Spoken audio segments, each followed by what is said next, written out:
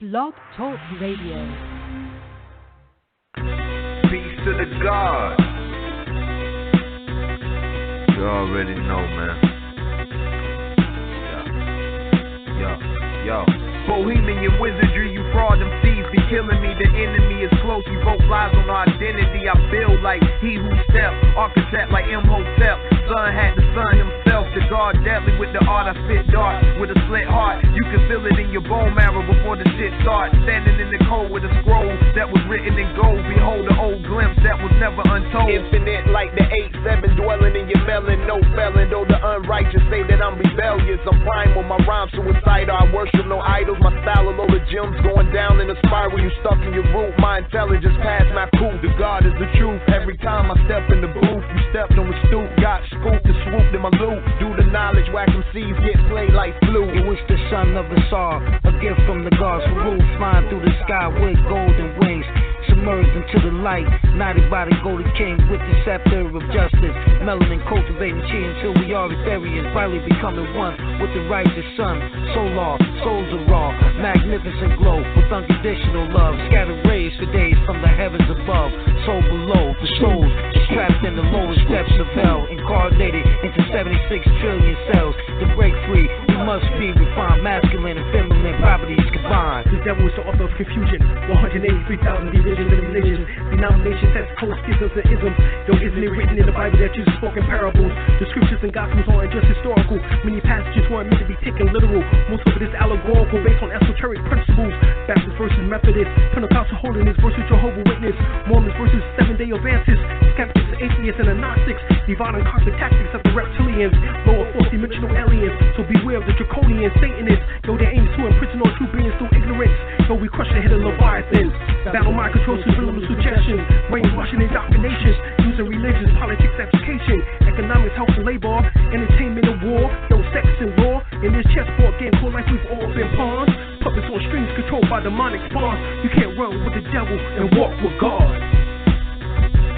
You can't run with the devil and walk with God. You can't run with the devil and walk with God. You can't run with the devil and walk with God. You can't run with the devil and walk with God. You can't run with the devil and walk with God. You can't run with the devil and walk with God.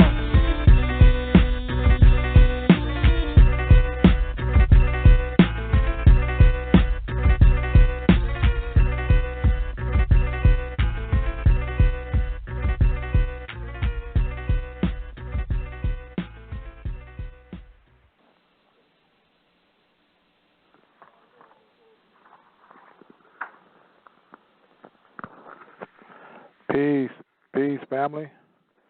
Once again, we on the air. The First World Order Blog Talk Radio Show. And I'm your host tonight with Dr. Alim. I am Brother Fahim El-Bey.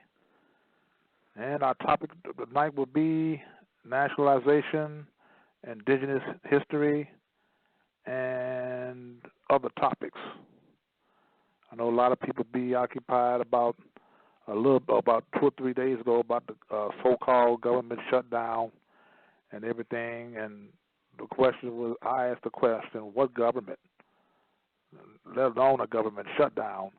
You know, most of the people, they're still playing games, mind games, with the people's heads that there's a real government, you know. There haven't been a real government since 1933, since the government went bankrupt, you know. And it's just amazing how they can play these mind games, and the people still haven't caught on yet that they're being played. No, that they're being played. You know, you got a lot of young people going to the military, and they're going overseas and getting killed, and they self messed up, you know, losing limbs, and for everything, for something that they don't even have here. You know, a lot of them come home, be homeless. Some of them, you know, not even appreciated even. It shows that by a lot of our veterans being shot down in the streets by the so-called police or policyholders.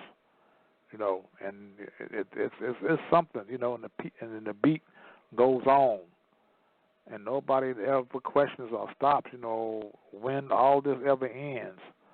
Wars, a war over there, a war for this, a war for that, war in Iraq, the war in Afghanistan, and they haven't woke up. I mean, all this time since World War One, two Koreas, Vietnam, the Persian Gulf. I mean, all this crazy mess.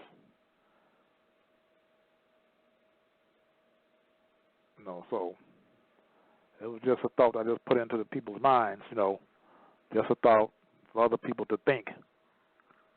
I'm going to read something here. It's called A Divine Warning by the Prophet for the Nations. Okay?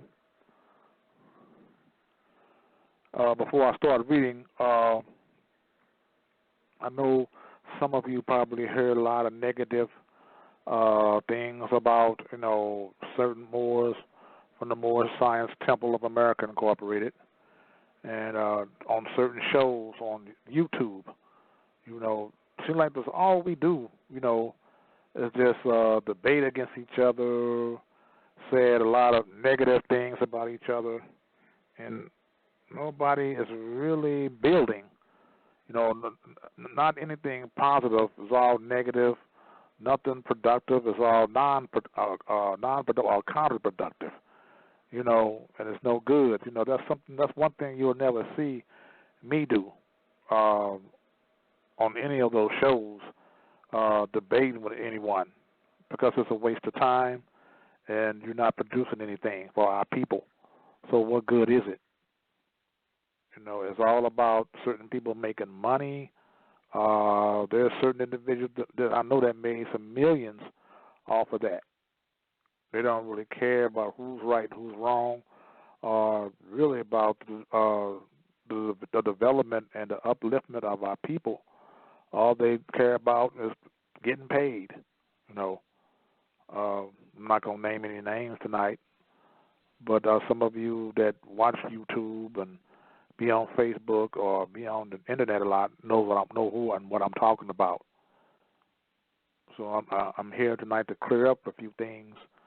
We got certain Moors in the Moorish Divine National Movement. I'm not in the Moors, the Moorish American Moorish Science Temples in America on YouTube, talking about the way certain people like myself or even Taj Tariq Bey or Sabir Bey, how we teach it. That's not us getting away from the teachings of Prophet Noble Drew Ali, But my thing is, they act like they actually knew the man. My question will be to them is, have you ever sat down with him? Did you ever know him? How he thought, how he felt about certain things. This is what I'm talking about.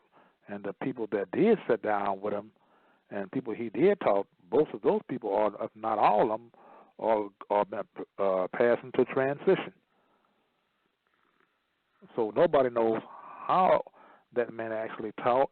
All I can say is the things he did teach, we can take those things and take it from there, That's all we can do.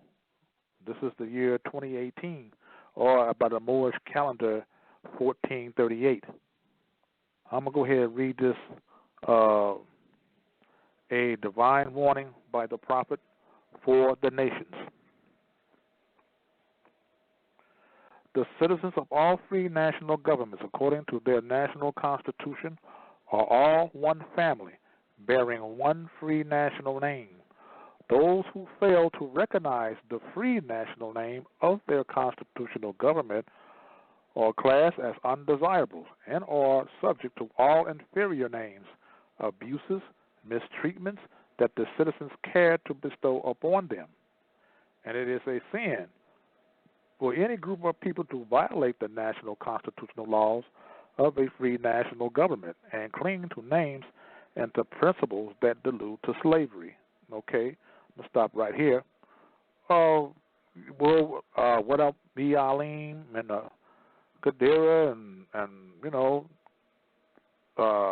Brother Taj, Brother Abdullah Bey, many of us, what we been talking about for the longest, I don't know how many years, about the nationality and the name correction of our people. You got people that claims to be on that they're indigenous, but they still carrying Eurocentric or Germanic names, but talking about they're indigenous.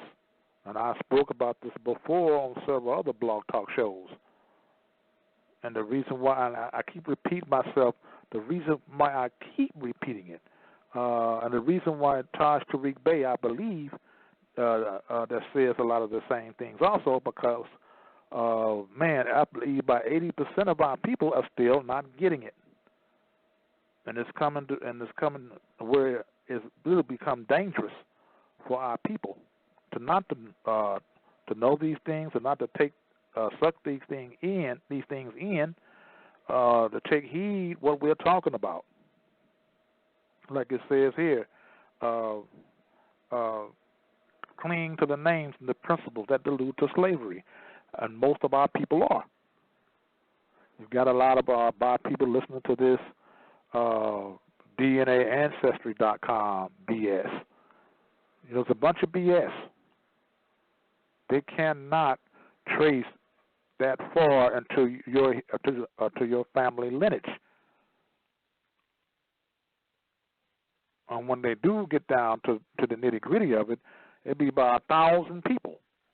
And which one are you? And when they do take the DNA samples from you, they don't test it. They test it with the Algonquin or with the Mongolian or Mongoloid people, or the so-called Indians. Of course not. It's not going to match theirs. They tell you your family lineage goes all the way back to Ghana, or Northwest Africa, or Guinea, or Gambia, or the Sudan. You've got a lot of people dealing with, especially this program on YouTube called Africans Ain't Africans. African Americans Ain't Africans. But they are always bashing Moors. Well, I call it Moor bashing. And bashing the Moors, but the thing is, while they're carrying these Eurocentric names that allude to slavery and talking about you are indigenous. Are you kidding me? Come on. Get real. A lot of these so-called scholars don't even know or never did any research and never did any real research on the word or the term Moor. My thing is, how can you not be a Moor? As I heard one brother said on YouTube, we are not Moors, period. Calls himself indigenous, Aboriginal indigenous man. Okay, Moor meaning people of the land. Moor means land. Moor means land, waters, the rivers, the lakes, ponds, rivers, oceans, and the high seas of the planet Earth. Okay, those are people of those things I just talked about. We are land-based people, water-based people.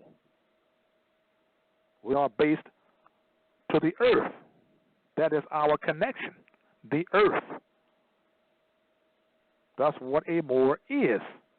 And yes, Moor can be mean a lot of land, hills, mountains, rivers, lakes. Yeah, Moor does mean that. But it also can be applied to people, and it has been applied to people. And it is applied to people, which is us. Any dark-skinned man that is attached to the land and the waters of the earth, that is a Moor. Any people that is attached to the land of the waters of the earth, the hills and mountains of the earth, those are Moors. We are Moors.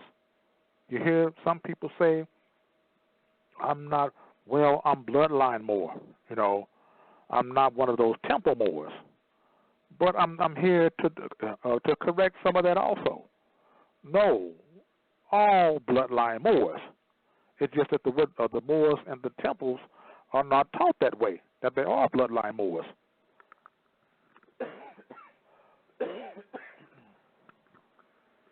They're not taught that way.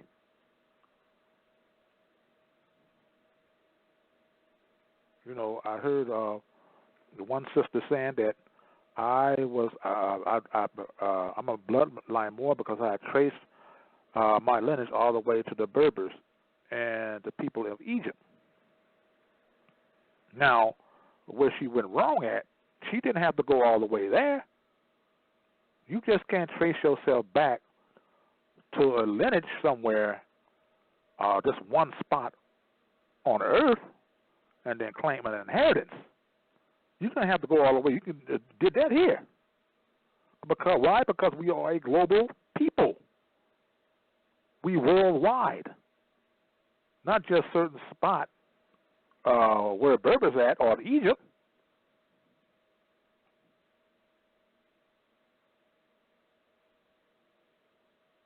That's not correct neither. People in the Philippines call themselves Moros. Moors. Maui, Hawaii. Maui, Hawaii is another ancient name for or word for Moor. So we are a global, worldwide people, not just one particular area in the world. A lot of people trace our history about the Moors in Spain from 711 AD to 1492 when the Moors failed in Granada, Spain. That was the end of the Moors.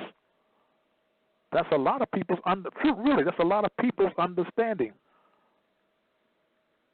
of us being Moors,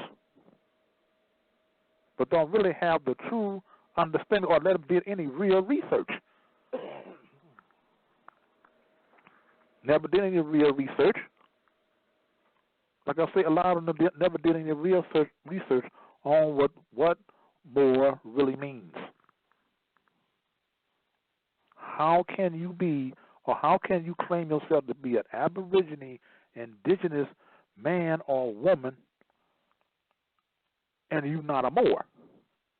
You're not attached to the land and the waters of the earth that you are supposed to be Aboriginal, indigenous to. That doesn't make sense. And that's my question to a lot of these indigenous brothers and sisters that are always talking about they're not Moors. The term Moor, Aboriginal, or Aborigine, the Aborigine is where the word Aboriginal comes from. It's actually Aborigine, indigenous, autochthonous. All these three words, including the word Moor, are all synonymous terms. No, and Moor, as I said it, I don't know about it, 1,000 times, no, Moor does not mean black. That's in the Greek language.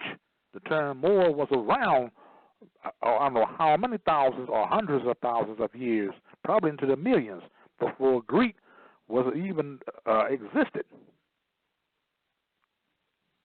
or the language which we gave to them.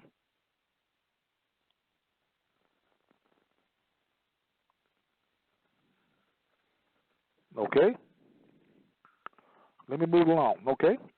I, the prophet, was prepared by the great God Allah to warn my people to repent from their sinful ways and go back to that state of mind of their forefathers, divine and national principles, that they will be law-abiders and receive their divine rights as citizens, according to the free national and constitutional that was prepared for all free national beings. They are to claim their own free national name and religion. This is what he's telling you, you know. Okay, let me go on. There is but one issue: for them to be recognized by this government and nations of the earth, and that comes only through the connection of the Moorish divine national movement. Let me stop right here. Now, when he said there is but one issue for them to be recognized by this government, he's talking about the government, our Great Seal government, our government under the Great Seal. Not this corporation, what they call a government today. And this is where a lot of the temple Moors had got it all confused and twisted up. They think you're supposed to follow the laws and everything of the government. Yes, you are, but not the corporation that they have now that they call United States. North America was not always, North Central America, what I call it, not always, haven't always been called the United States.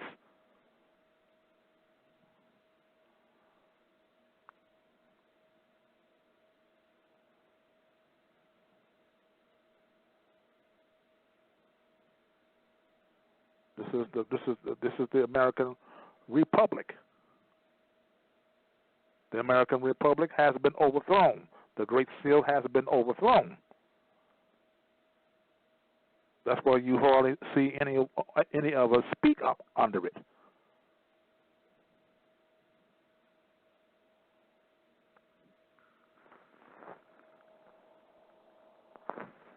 Okay, let me move along here. There's but one. Okay, hold on. Okay, I'm going to read this over again. There is but one issue for them to be recognized by this government and nations of the earth, and that comes only through the connection of Moorish divine national movement, which is incorporated in this government and recognized by all other nations of the world. He's not talking about the government again. As I say again, he's not talking about the corporation. Our government has been overthrown. This government here, what most people recognize as a government, is only a government in name only. In name only. Like a lot of these other countries across the world, they are corporations. They are not real, actual governments.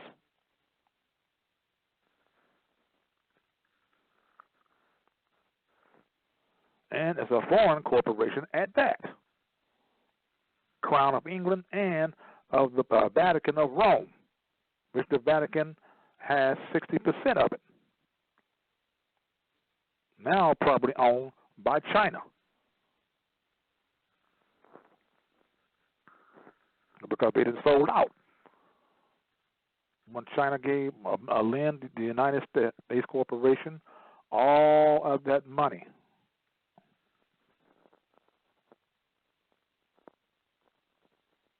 They said, we're not taking them fiat notes, them Federal Reserve notes. No, you better come to me with my money. We deal with gold and silver here. So now the U.S. corporation, what everybody thinks is of the government, U.S. government, is now in debt to China.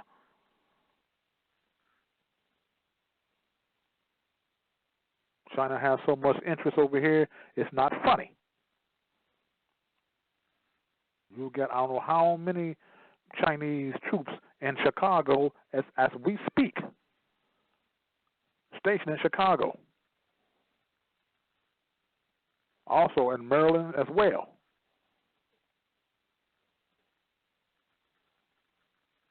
Me and a brother were talking earlier today. Yeah, because they're here to protect their interests.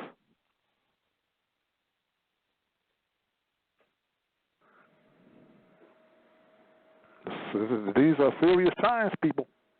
We need to wake up and stop being black people and start being Moors, start being Aborigine, indigenous, autochthonous Americans. Start being Asiatic people. Start being Moroccans.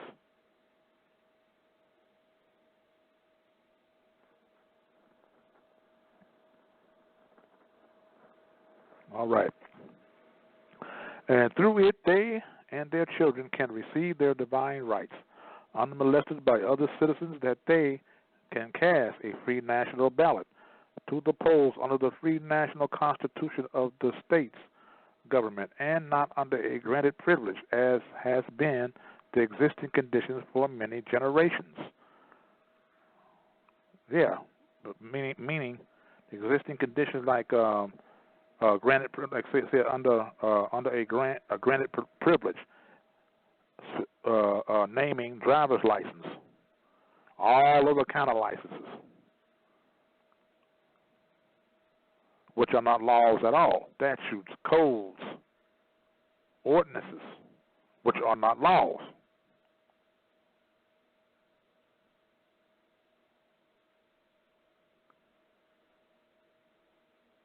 There are a lot of us that think that we are U.S. citizens. If you are a U.S. citizen, then why do every president and every 25 years have to sign a contract for you to vote? There's a lot of our people don't even know that. President that's in office every 25 years.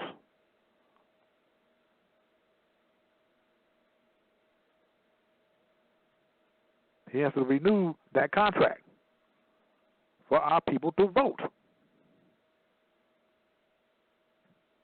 Why? Because they are 14th Amendment citizens. But a lot of so-called white people don't know, when they got hold of the birth certificates, that made them 14th Amendment citizens too.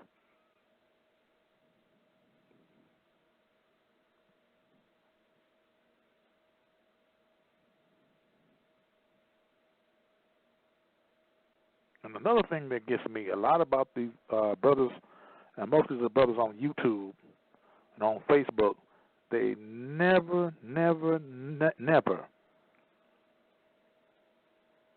debate with any of these Europeans. They never talk about them. They always want to talk about what Tariq Bey is not doing, Sabir Bey. They always want to talk about other brothers that are doing some good out here. They always want to say something about my good friend and brother Dr. El-Bey. But you never hear them call out these Europeans. The Moors enslaved the Africans in Southern Africa. Well, hell, they were Moors too. You talk like we are some kind of club of so-called black people with some kind of religion. That's not what a Moor is.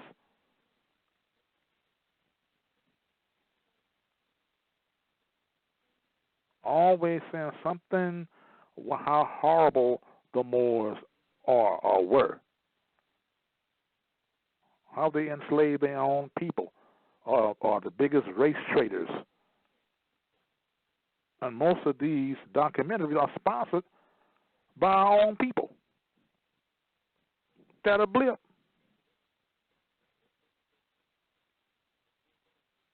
But they never talk about these Europeans. The ones that's really suppressing them.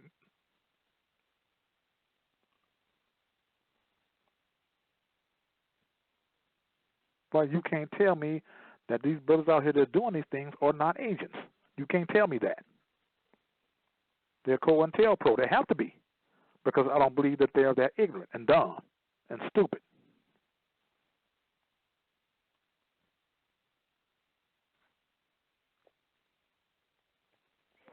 All right. You who doubt whether I, the prophet, and my principles are right for the redemption of my people, go to those who know the law in the city hall and among the officials in your government, and ask them under an intelligent tone, and they will be glad to render you a favorable reply, for they are glad to see me bring you out of darkness into light. Money doesn't make the man. It is the free national standards and power that make the man and the nation. The wealth of all national governments, gold, silver, and commerce belong to the citizens alone, and without your national citizenship by name and principles, you have no true wealth. And I am hereby calling on all true citizens that stand for a national free government and the enforcement of the Constitution to help me in my missionary work, because I need all support from all true American citizens to the United States of America. Help me to save my people who have fallen from the constitutional laws of the government, and I am depending on your support to get them back to the constitutional fold again, and they will learn to love instead of hate, and we will live according to love, truth, peace, freedom, and justice, supporting our free national Constitution of the United States of America.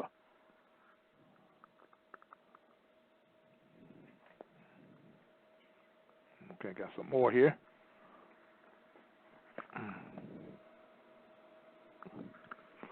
I love my people and desire their unity.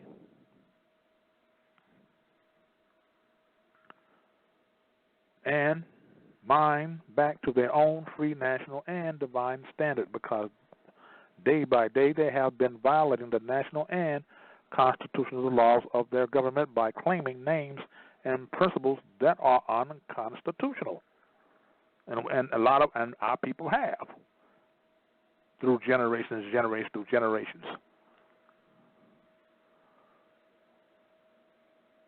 How are you going to talk about you're an indigenous or an Aborigine man and you walking around here with Eurocentric names,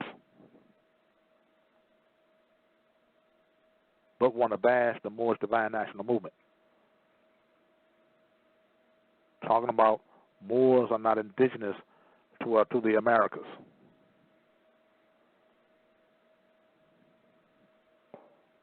Here it is.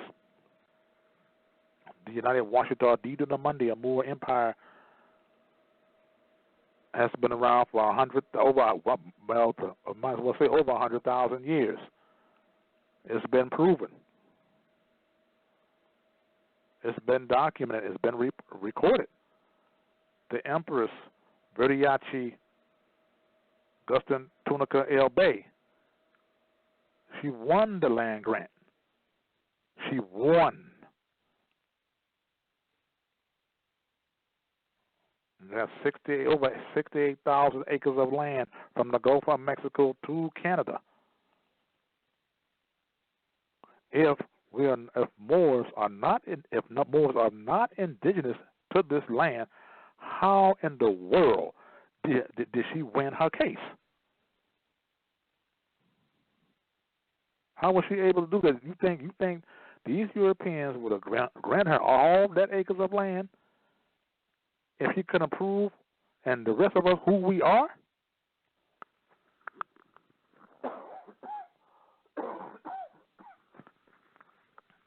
Think about it. Well, it's in the Library of Congress. It's in the congressional records.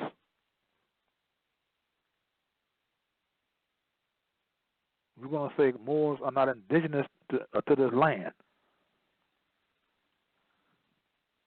Well, evidently, those people that are saying that haven't done their homework, haven't done their research.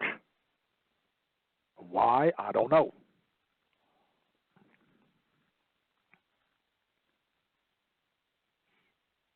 The United Washita Deedunamundi Moor Empire, that means the term Moor was used for a very, very, very, very long time.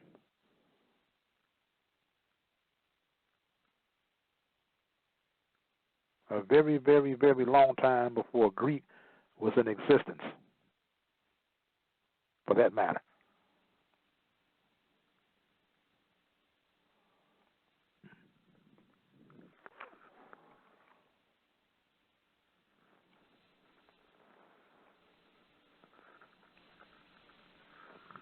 Okay, we move along here. If Italians, Greeks, English, Chinese, Japanese, Turks, and Arabians are forced to proclaim their free national name and religion before the constitutional government of the United States of America, it is no more than right that the law should be enforced upon all other American citizens alike, and all other governments when a man is born and raised there and asks for his national descent name, and if he fails to give it, he he is misused, imprisoned, or exiled. And any group of people that fail to answer up to the constitutional standards of law by name and principles, because to be a citizen of any government, you must claim your national descent name, bear trust upon issue and names formed by their forefathers. And that's right. This is what they do.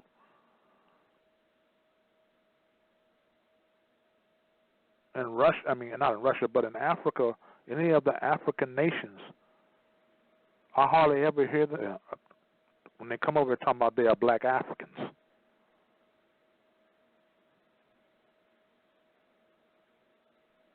They hardly ever say that. They always name their country. I am from Uganda, and they'll tell what nation, tribe they belong to, and the language of that tribal nation they speak.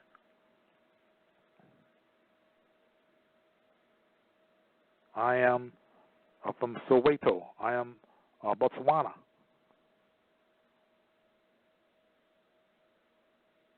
A lot of brothers and sisters go over there talking about they're Africans, but like one sister said, you better be, if you don't know what tribe or where you from in Africa, you probably be in trouble. And why I'm saying that, because there are tribal wars and conflicts that's going on over there now. You go over there talking about you African, but you don't know where in Africa, where from. You from Guinea? Or you from Gambia? Or where? You know, where? I mean, and what tribe do you belong to? Or you identified with? And just because you know about certain tribes over there, don't go over there and say and call it off neither. Telling them that you falsely belong to one of those tribes, because they probably cut your head off. Because like I said, they got tribal conflicts over there.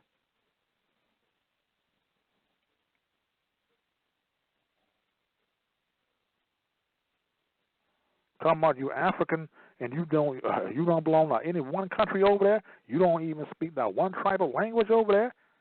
And talking about you African? Are you out of your mind? This is what I'm saying. You can't go. I heard one. You got some certain sisters and brothers talking about, yeah, if you're born here, that make you a native. No, it don't. No, it do not.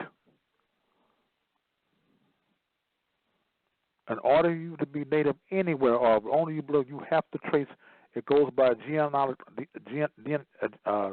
by the genes of the blood lineage of your families. If a Russian couple had a baby born here, that does not make that baby a Native American.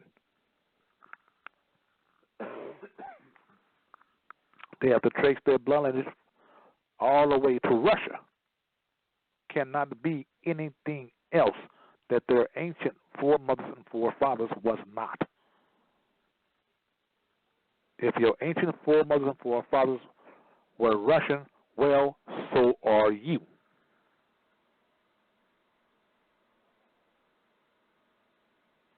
If they are Russian yesterday, then you are a Russian today. Plain and simple. Don't believe me? Go over to China. Any couple. That goes for Asiatics too. And have a baby there, and ask those Chinese, does that make your baby a native Chinese, and see what their response would be to you.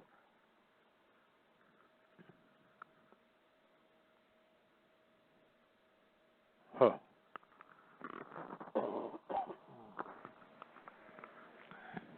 The word Negro alludes in the Latin language to the word nigger, the same as the word colored alludes to anything that is painted, varnished, and dyed.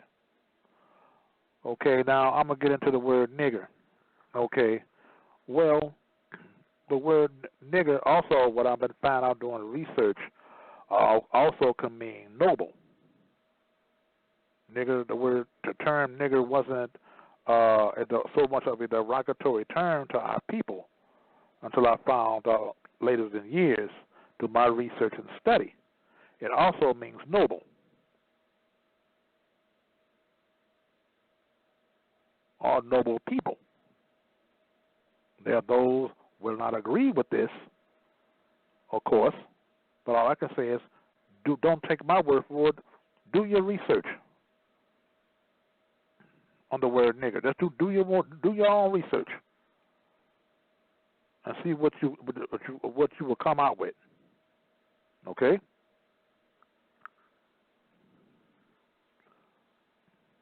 All right. And every nation must bear a national descent name of their forefathers, because honoring thy father and thy mother, your days will be lifted upon this earth. Their names have been recognized by any true American citizens of this day. I'm sorry. I skipped the line. Let me read this over again. Okay. And every nation must bear a national descent name of their forefathers, because honoring thy father and thy mothers, your days will be lifted upon this earthland. These names have never been recognized by any true American citizen of this day. And that's true. Through your free national name, you are known and recognized by the sad national government in which you live. The 14th and 15th Amendments brought the North and South in unit, placing the Southerners, who were at that time without power, with the Constitution body of power. And at that time, 1865, the free national constitutional law that was in force since 1774 declared all men equal and free. And if all men are declared by the free national Constitution to be free and equal, since that Constitution has never been changed, there is no need for the application of the 14th and 15th Amendments for the salvation of our people and citizens. So there isn't but one supreme issue for my people to use to redeem that was lost, and that is through the above statements. Then the lion and the lamb can lie down together in yonder hills, and neither will be harmed, because love, truth, peace, freedom, and justice will be ringing in this land. In those days, the United States will be one of the greatest civilized and prosperous governments of the world.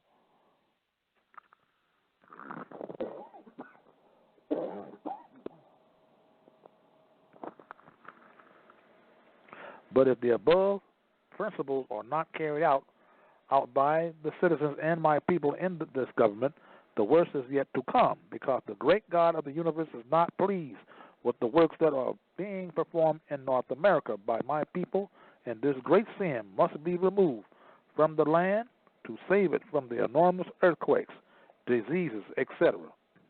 And I, the prophet, do hereby believe that the administration of the government, being more wisely prepared by more genius citizens that believe in their free national constitution and laws, through the help of such classes of citizens, I, the prophet, truly believe that my people will find the true and divine ways of their forefathers and learn to stop serving the carnal customs and merely ideas of man that have never done them any good, but have always harmed them. So I, the prophet, I am hereby calling aloud with the divine plea to all true American citizens to help me remove this great sin which has been committed and is being practiced by my people in the United States of America, because they know it is not true and divine way, not the true and divine way, without understanding that they have fallen from the true light into utter darkness of sin. There is not a nation on earth today that will recognize them socially, religiously, politically, or economically, etc. and their present condition of their endeavors, in which they themselves try to force upon a civilized world. They will not refrain from their sinful ways of action, and their deeds have brought Jim Crowism, segregation, and everything that brings harm to human beings on earth. And they fought the Southerners for all these great misuses. But I have traveled in the South and have examined conditions there, and it is the works of my people continuously practicing the things which bring dishonor, disgrace, and disrespect to any nation that lives in the life. I am hereby calling on all true American citizens for moral support and finance to help me in my great missionary work to bring my people out of darkness and to marvelous light. This is from the prophet.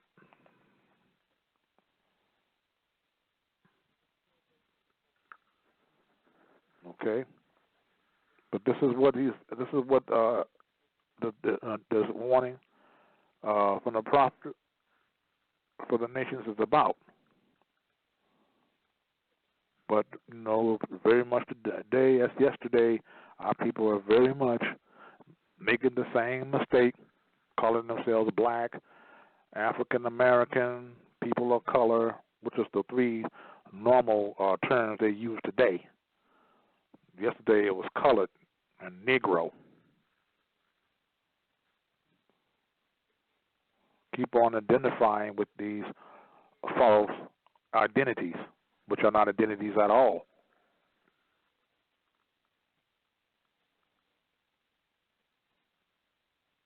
You got people in the so-called conscious community that keeps, calling themselves black, black power. Black actually in Latin means Negro. And the Latin word, Latin language was long before the English language. It's just a sound shift in words. It's just like you saying in English, "I'm an artist," and in Spanish, you say you may call a person, or you may say to a person, and find out he can draw or paint or whatever, and you may say, "Eres artista." You're saying that you are an artist. Artista, artist are one and the same. There's a sound shift in words, a different language, but you're saying the same thing. Same thing with Negro and black. But you go to show you how asleep our people are. You walk up to them and say, "Hey, Negro, Negro power, Negro power, Negro power." They will get mad with you and will want to fight you for calling them a Negro, not knowing that black power and Negro power is the same thing. You're saying the same thing.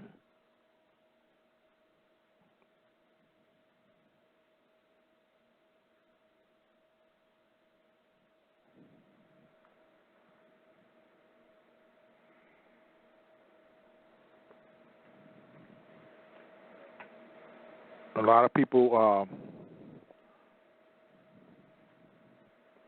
said that a lot of the Moorish roots, or the roots of us being Moors, don't have any indigenous or Aborigine history. That's a lie. It's a lie. They haven't done any research. They haven't. They don't research into the word Moor. Here it is. I'm going to read this here. It says, Africans in the ancient and early Americas, a Moorish science temple and interpretation.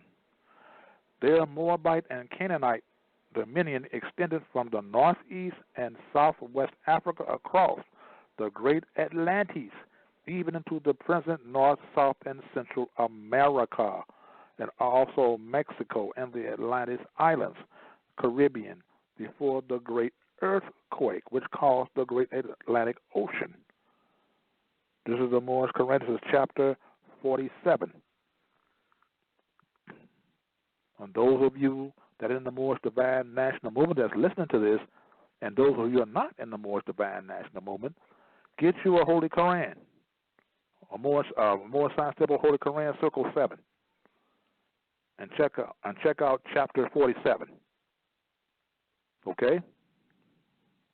I'm going to read this over again. Okay? The Moabite and Canaanite dominion extended from the northeast and southwest Africa across the Great Atlantic, even into the present North, South, and Central America, and also Mexico and the Atlantic Islands, the Caribbean, before the great earthquake which caused the Great Atlantic Ocean. This is in the Moorish Quran, Circle 7, chapter 47. All right? Check it out. America is not fully intelligible until one has seen Barbary. The life of the larger part of the New World is full of arts, institutions, and terms of speech that have been brought from Africa by way of Spain. The Catholic kings battled long and relentlessly to extinguish the roots of African culture. Yet Spanish civilization is as truly based on Africa as Russian civilization is on Asia. This is by an author named David P. Barrows, historian. It says here, we already know from our review of Moorish origins, ethnicity, in Chapter 2 that any evidence of an African presence in the Americas essentially indicates a Moorish presence. This is the postulate of any Moorish sciences. Since the beginning of the Moorish science movement, the official literature has supported the view that Moors, Africans, were settled and trading within the Americas long before the voyage of Christopher Columbus. Western scholarship has typically argued that all American Indians had Bering Strait origins, but there are many scholarly sources challenging that position. The revisiting of such facts and information actually reveals clear connections to African peoples in general and even Moors specifically. Such a review of evidence also raises questions about certain Indian identities, and the line between African and American Indian is often shown by very thin. This is the pre-Columbian evidence of African and Moorish settlements among the most indigenous peoples of America.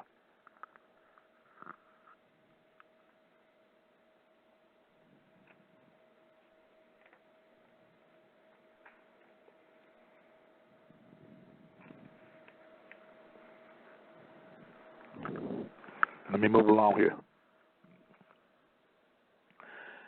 In the 1858 work entitled The Origin of North American Indians, author John McIntosh, the North American Indians are of Asiatic origin. McIntosh asserted that the Shem descendants were responsible for settling of most of North America, coming from places in Asia such as China or Korea, but then continues, of Ham, the third son of Noah, we have nothing to say as his posterity are not considered to have anything to do with the early people of America, except as much as refers to the claims of the Carthaginians, Moors, at a very remote period, suffice as to say now that Ham was the founder of almost of all African nations and the Philistines and the Canaanites in Asia. Say it again, that Ham was the founder almost of all African nations and the Philistines and Canaanites in Asia. Philistines and Canaanites are Moors, in case you were wondering, for some of you were wondering.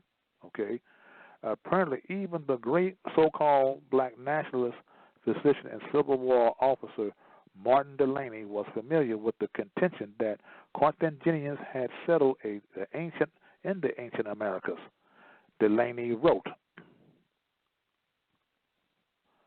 "The continent of America, an asylum for all the various nations of the earth, among the earliest and most numerous class who found their way to the New World, were those of the African race, and it is now ascertained to our mind beyond a peradventure, and that when the continent was discovered, there were found in Central America a tribe of the so-called black race, of fine-looking people having characteristics of color and hair, identifying them originally of the African race, no doubt being a remnant of the Africans who, with the Carthaginian expedition, were adventitiously cast upon the continent in their memorable excursion to the great island, after sailing many miles distant to the west pillars of Hercules, the Straits of Gibraltar. Although McIntosh belittles the Carthaginians' claims and anyone who had supported them, it is clear that a popular discourse existed among 19th century Western scholars about an ancient African presence in the Americas. Yet McIntosh confirms that the belief that African, or I got here parentheses, Hamites, were founders of the Philistines, Moors, or Palestinians. Those are the ancient Palestinians, or the ancient people of Palestine. That's why when the lost tribe of Israel were Moors, when they came back to that land in Israel, which is actually Palestine, they weren't wrong. They were very correct. It was the so-called Jews that were trying to deny them of their ancient homeland.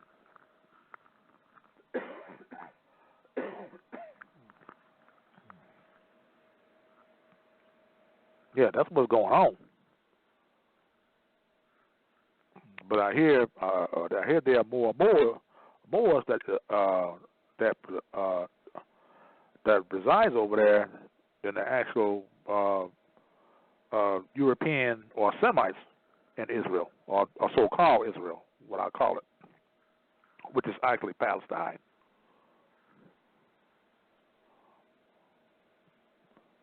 Says here, McIntosh then goes on to attack the Native American accounts of their own historic origins.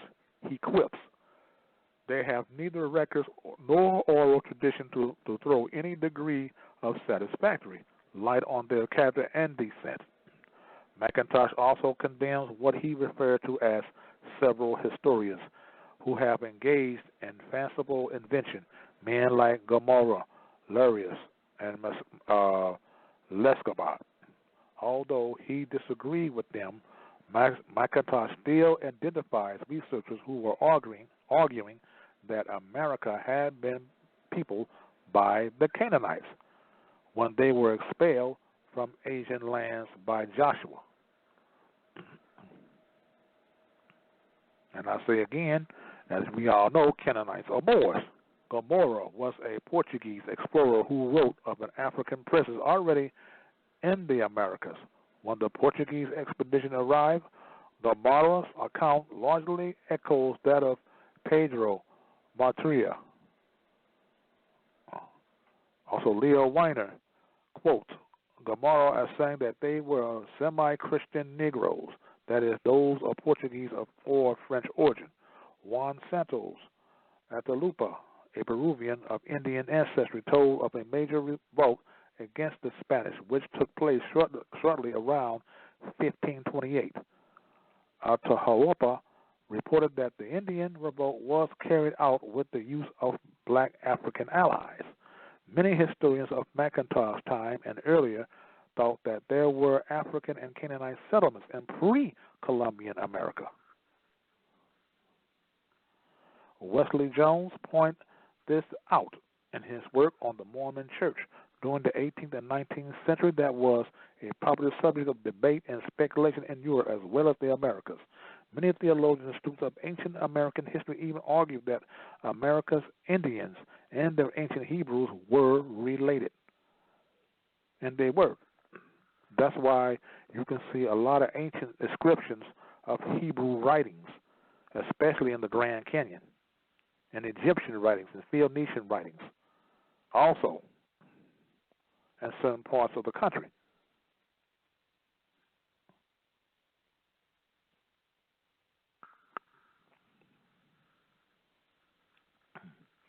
Okay, as we know from the earlier discussion in chapter 2, the ancient Holy Lands from which the Hebrews came are known to possess intimate cultural and ethnic connections with the African continent. Canaan, Judea, and even Israel were to varying degrees extensions of ancient Kemet, or some people say Hikupta. Some may say Mizraim, okay? All right.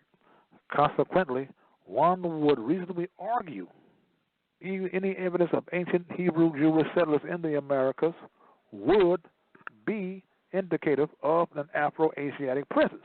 Yet men such as McIntosh are found criticizing many chroniclers such as Hugo Grotius. McIntosh tried to dismiss Grotius' account, saying that the Dutchman simply adopted the opinion of martyr Pedro Martira and imagined that the Yucatan, a province of New Spain, was first colonized by the Ethiopians, and that those Ethiopians were Christians. Without any real justification, McIntosh describes such assertions as insensible, stone racist. Okay, Pedro Martira de Anglera was an early 16th century chronicler and a trusted friend of Spain's Ferdinand and Isabella. Anglera was highly educated and even taught the royal children, yet McIntosh still felt justified in calling him insensible. This is bizarre, since Martira de Anglera had first-hand contact with the earliest of the Columbian area Europeans explorers to America. In the decade chapter 2, Anglera actually places his discussion of Vasco Nunez de Balboa's voyage through Isthmus of Panama under the heading of Ethiopia tribes. Check that out.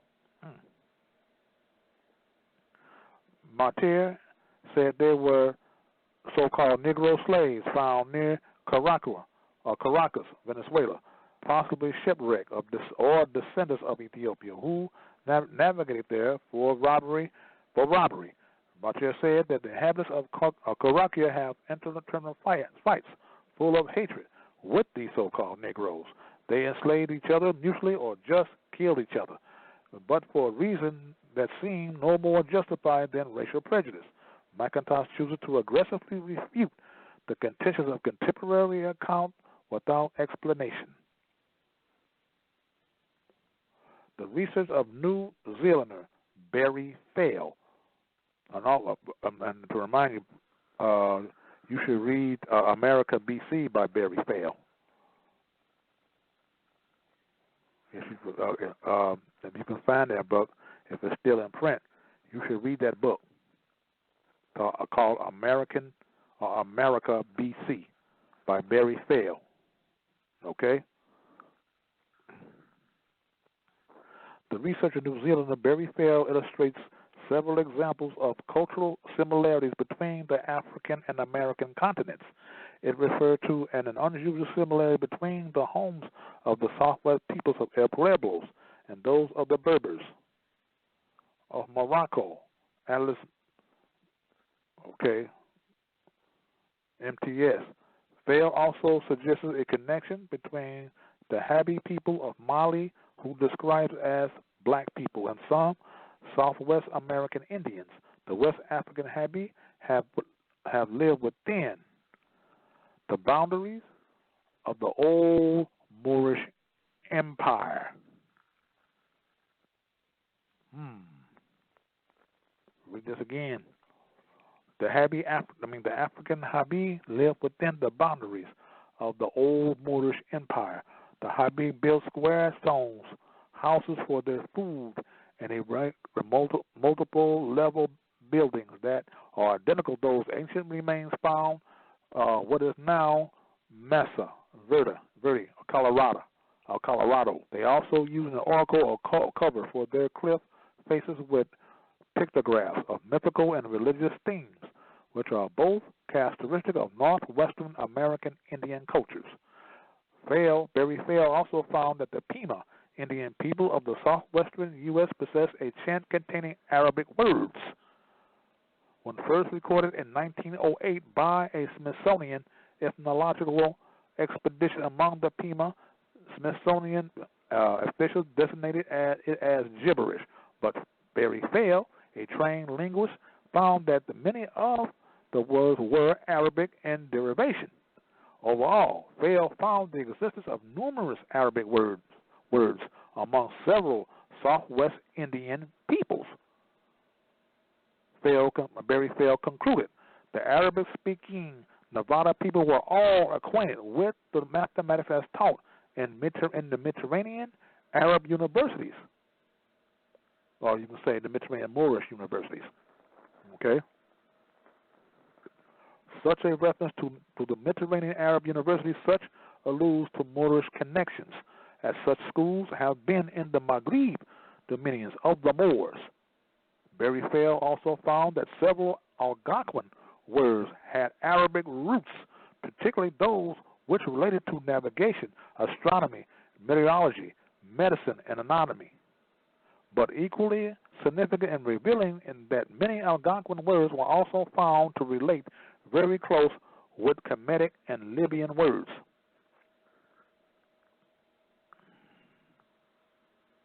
Okay, in 1961, a Chinese professor named Hu Lin Li presented a paper to the American Oriental Society. Li highlighted two geographical works of the Sung dynasty, the Long Wei Tai Ta, in parentheses 11 in the year 1178 by Shu Shi Fei, Shu Fan Shi, 1225 by Xiao Zhu Ku. Both documents discuss Chinese and Arabic trade in the 12th and 13th centuries. Both works specifically state that the Arabs went beyond the Atlantic coast of West Africa in ships with great cargo capacity. Yeah, I'm explaining the word Algonquin. Algonquin is a family of North American Indian languages, which is spoken from the Atlantic coast to the Rocky Mountains. That's the Algonquin language, in case those of you that are wondering what when I say Algonquin, what that means, okay? Given its references to West Africa, is very appropriate to suggest that the Chinese sources were more like referring to African Muslims. Okay? A pictograph found in Inyo County, California, contains the phrase Jesus ben Maria, which translates as Jesus, son of Mary. The exact phrase is the most commonly found within the surahs of the Holy Quran, Al-Sharif. Read this over again. Okay, read this over again.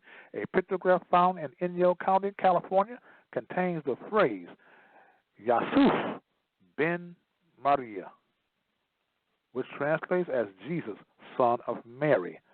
This exact phrase is most commonly found within the surahs of the Holy Quran, Al-Sharif version, okay, of the Holy Quran. In Nevada, on the west slope of Boundary Peak on the West Mountains near Benton, there is another Arabic script which reads Shaitan Mahamayan. It translates as Satan in the front of lies. Significantly, the first Kufic inscription recognized in North America was a word Shams, which is Arabic for son. It is found in Texas in 1935. Barry Fell, in fact, contends that a Muslim school existed in Nevada at the Valley Fire, Allen Springs, Keyhole Canyon, Washoe and Hickson, Summit Pass, Colorado, Mesa Verde, New Mexico, Members Valley, and the Indiana Tipper Canoe. He argues that the evidence shows that the presence as having been between 700 and 800 Common Era, or some people say Christian era. Okay, the rock engravings at these sites indicate that the language of instruction was North African Arabic, written in Old Kufic Arabic script. These Muslim schools evidently operated at both elementary and higher educational levels. The late 19th century Scottish historian David MacRitchie wrote that the groups of ancient America and ancient Egypt were both known to identify themselves as children of the sun.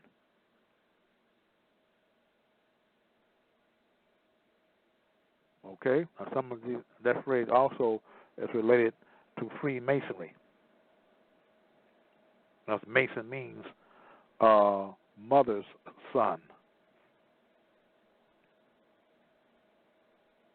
Okay, I'm moving along here. It says here, okay,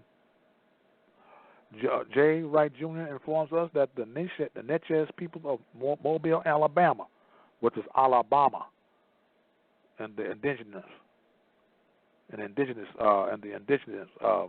meaning, but it has been anglicized as Alabama. Okay, there's been the indigenous Alabama is spelled Alabama, capital A H A H. I mean capital A L L A H B A M A. Alabama. That's the indigenous name for Alabama. Like I said, which has been anglicized to Alabama.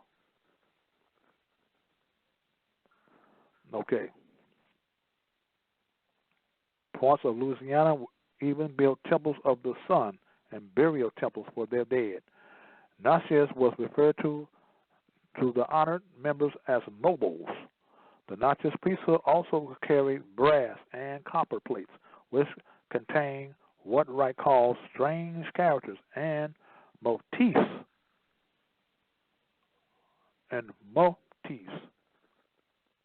Okay, these strange plates were carried during the frame of the Trail of Tears. That's where the Choctaw and Cherokee people were slaughtered, walking these long, many miles. A lot of them died during the Trail of Tears. Okay, that's another story I'll probably bring to y'all on one of these Blog Talk shows.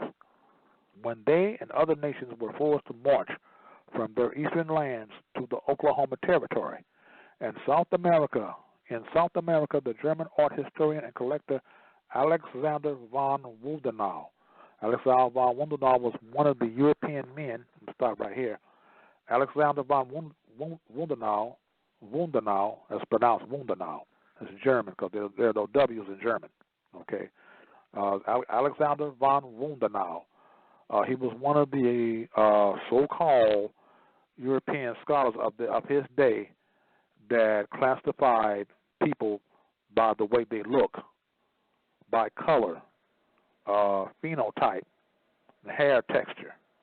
He was one of them that calling us black, colored Negro, calling Chinese yellow people, calling certain so-called Native American Indians red, calling Mexicans brown,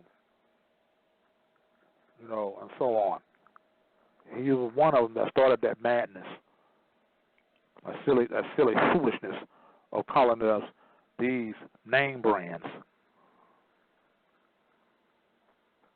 America, the German art historian and collector Alexander von Wildenau describes a group of heads produced by Mixtec artists from the Oaxaca region of Mexico as Moorish looking.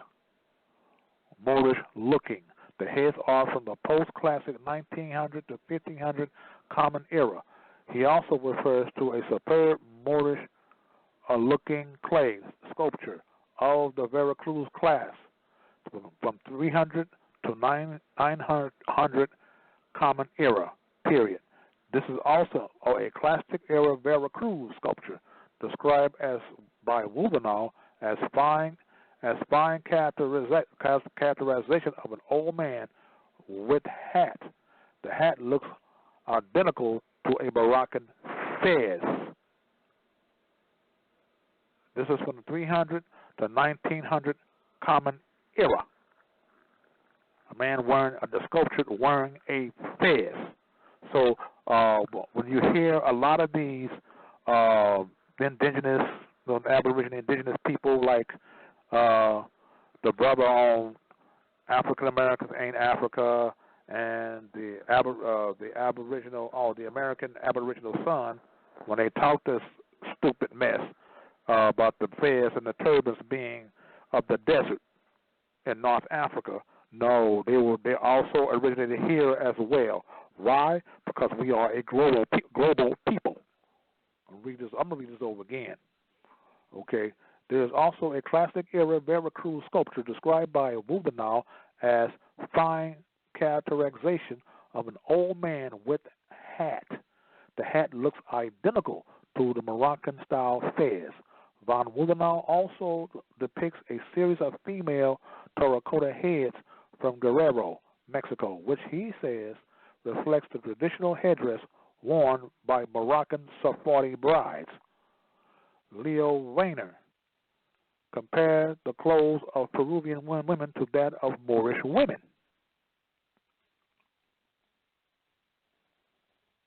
See, we were here for centuries.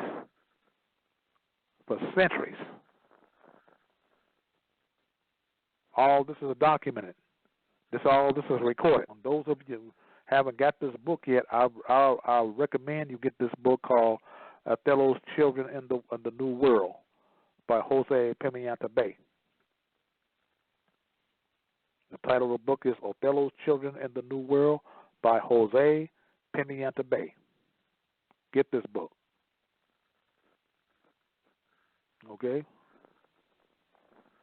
The Smithsonian published text, The Native Americans, actually describes the head coverings of the Osage and the Arikawa of the southeast plains as turbans. I'm going to read this over again. The Smithsonian published text, The Native Americans, this book was written in 1991, actually describes the head coverings of the Osage and the Arikawa of the southeast plains as turbans. Young Seminole men are also shown wearing what the text calls turbans, which resemble Maghribi fezes. See, all this is not of the desert in Northwest Africa. No, it is not. It is global. It's not of the desert. For those, I hope you're listening to this blog talk show tonight. And those who are listening to it, I hope those who know who I'm talking about. You know who you are. I ain't got to say your names. When I mention the American Aboriginal Son and the African American Ain't Africans, you know who I'm talking about. I hope you're listening to this show tonight. And please, if you don't have this book, please get this book.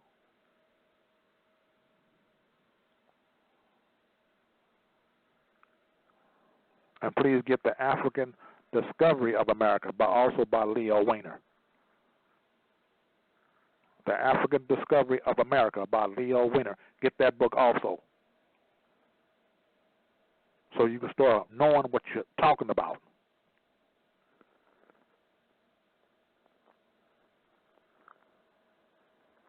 Instead of not knowing what you're talking about.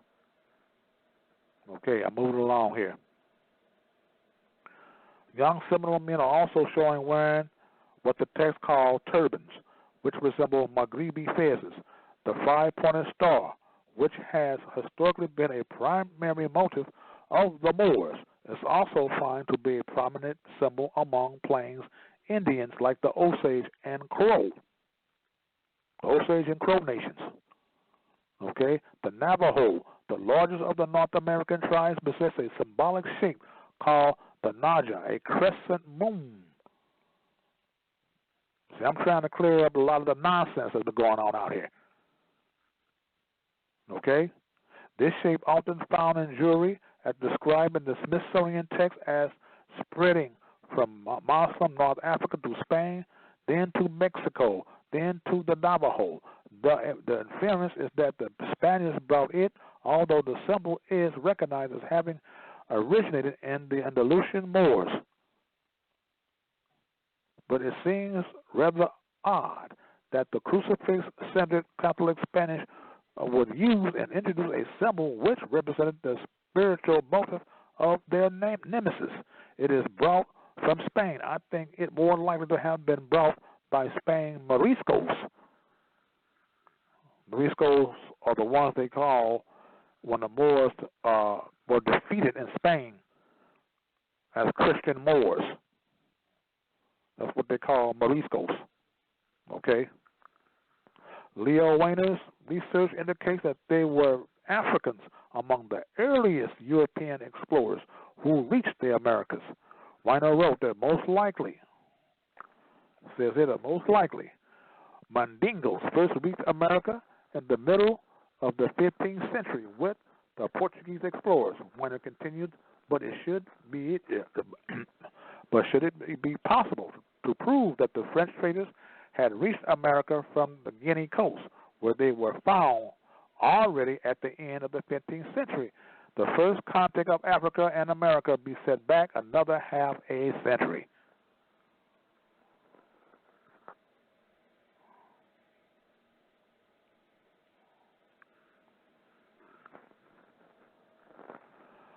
Once more, one must consider the great significance of this Mandinka Portuguese partnership in the exploration of the Americas. It should also be no surprise when we find among Columbus' crewmen were Moorish conversion or Moriscos, were Moorish conversos, like Moors when they converted to the Christian religion or Catholic religion, now became Moriscos.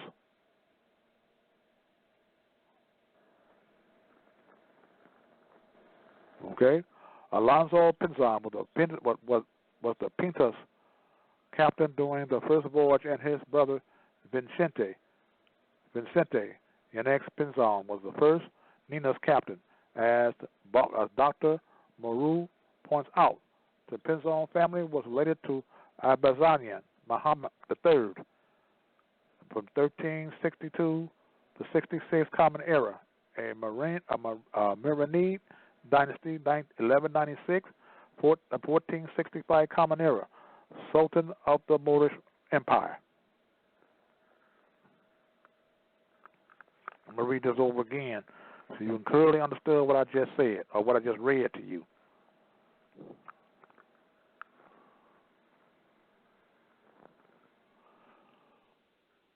It should also be no surprise when we find among Columbus' crewmen were Moorish conversos, Moriscos.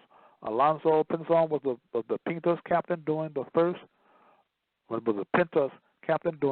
voyage, and his brother Vicente Yanex Pinzon was the Nina's captain. As Dr. Moreau points out, the Pinzon family was related to Abazayan Muhammad III, 1362 to 66 Common Era, a Marinid dynasty, 1196, 1465 Common Era, Sultan of the Moorish Empire. Dr. Moreau's website provides a long list of Arabic sources which directly addresses the Moorish Muslim presence in the pre-Columbian Americas. He refers to the fame of al-Sharif al-Risi, 1099 to 1166, the Moroccan-born geographer and cartographer. Al-Idrisi's famous book, Nashad al-Mashtaq, Field al-Qatak al-Afaq, Excursion of the Long and Crossing Horizon, recounts how seafarers from North Africa sailed across the Atlantic, which was known as the Sea of Darkness and Fog. Al-Idrisi's work also spoke of how these Muslims reached an island with people who spoke an Arabic dialect. Several Arabic works are discussed. The Journey Across the Atlantic Sea by Sheikh Zain Abidin, Ali bin Fadl al-Manzandarani during the late 13th century. Abu Hassan Ali ibn al-Hassan al-Masudi was a Muslim historian and geographer who lived between 1871 to 957 Common Era.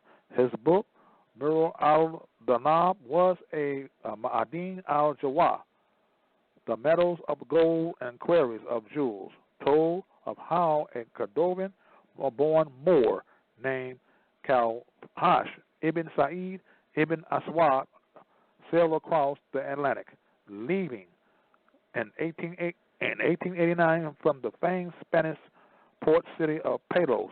Aswad reached an unknown territory he called Al-Mahula, and returned with great treasures. Within al-Masudi's map of the world, there is a large parcel of land within the ocean of darkness and fog. He referred to it as unknown territory, evidently the Americas.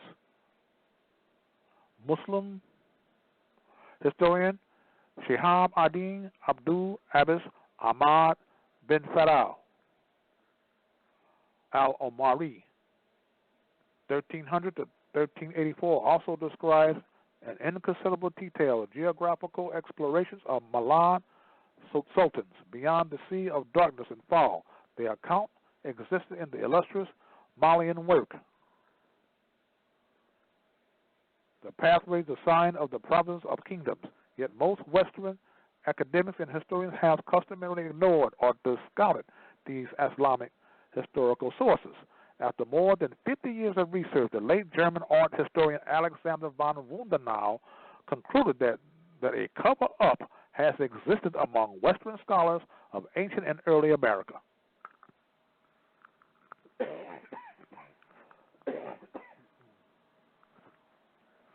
Okay, he asserted that many scholars have intentionally sought to hide the truth about American African context and the resulting racial makeup of America's ancient and pre-Columbian inhabitants. Von Wundenau likens the efforts to that of the Nazis and their propaganda minister Joseph Goebbels. Even Leo Reiner stated that any objective evidence and assertions which argued for a pre-Columbian African presence in the Americas was often met with veritable deluge of abuse from certain archaeologists. Amerindian specialist Cyrus Gordon affirmed the dictatorial hegemony of U.S. scholars who specialize in pre-Columbian America. Gordon identifies the late Dr. Alex Heldricka as particularly influential. Gordon refers to him as the Cesar of Amerindian ethnology at the Smithsonian. Gordon states that anyone who challenges Heldricka's thesis that all the Indians had come across the Bering Straits will find it very, very difficult to get a job anywhere in that field.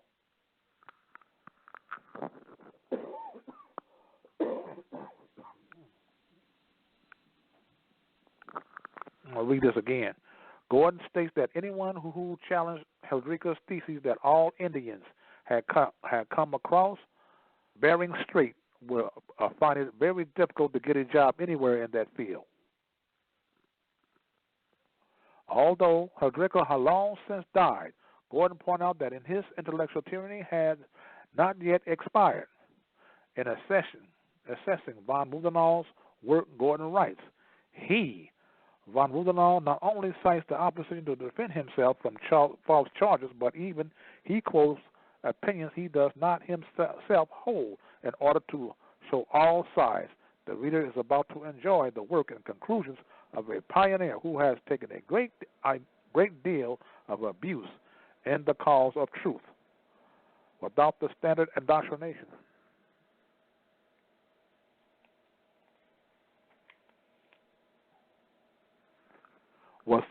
Doctrine was psychologically free to see the physical types that the artists of the Americas actually portrayed. Von Wundenau's photos allow for great objectivity. The native artists speak for themselves, and the ancient art doesn't lie. It only presents itself. Von Mudano writes, one fact, however, is absolutely sure. The pre-Columbian artists continue to portray the individuals of purely Negroid stock.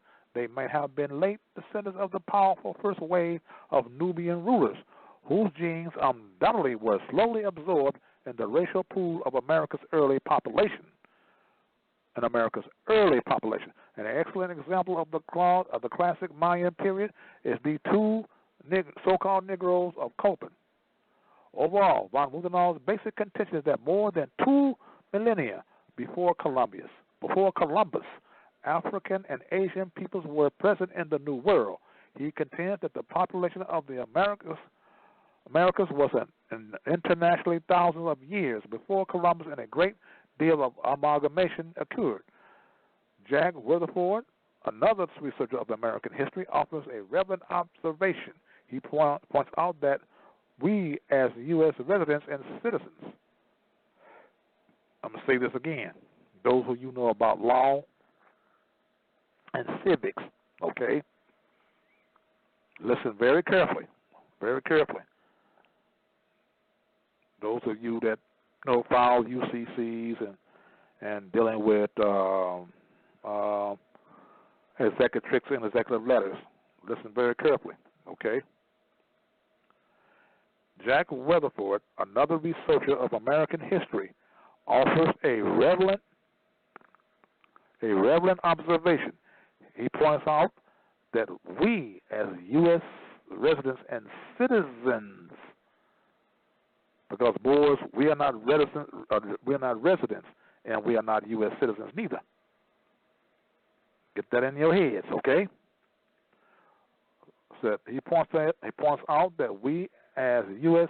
residents and citizens, know more about the building of the pyramids of Egypt than we know about the pyramids builders of the Mississippi. We know more about the language of the long-gone Hittites than we do about the still-living Quechua speakers descended from the Incas. We can decipher the clay tablets of Mesopotamia better than we can the stone tablets of Mesoamerica. The history and culture of America remains a mystery. Still, terra incognito after 500 years. I hope a lot of you have listened to what I've just said, or what I just read to you, okay? Rutherford's statement speaks to the ignorance of the general public, and scholars like von Mudano and Gordon will certainly argue that the ignorance has largely been deliberately prescribed by academic oligarchy. The presence of so-called Negro or Negroid artifacts from the Archaic pre-classic 2000 before Common Era and the 300,000 Common Era period have been found in all parts of Mexico, far into South America. This includes Panama, Colombia, Ecuador, and Peru. Significantly, these countries were part of Spain's viceroyalty of New Granada.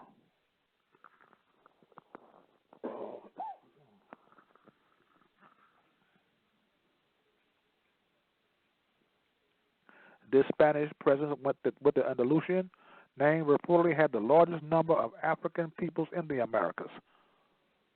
But the presence of Archaic-era Negroid artifacts in that area suggests a much earlier African occupation.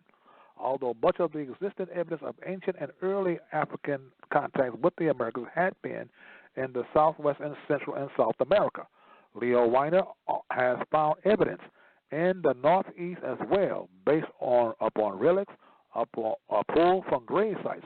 Weiner held that Negroid traders existed as far north as New England. Other scholars have maintained that there were ancient and pre-Columbian contacts between Africans and Native Americans, and included the famed German explorer Africa, Leo Frobenius. There is also Mr. Brazier de Bourbourg, identified as the most prominent diffusionist of the 19th century.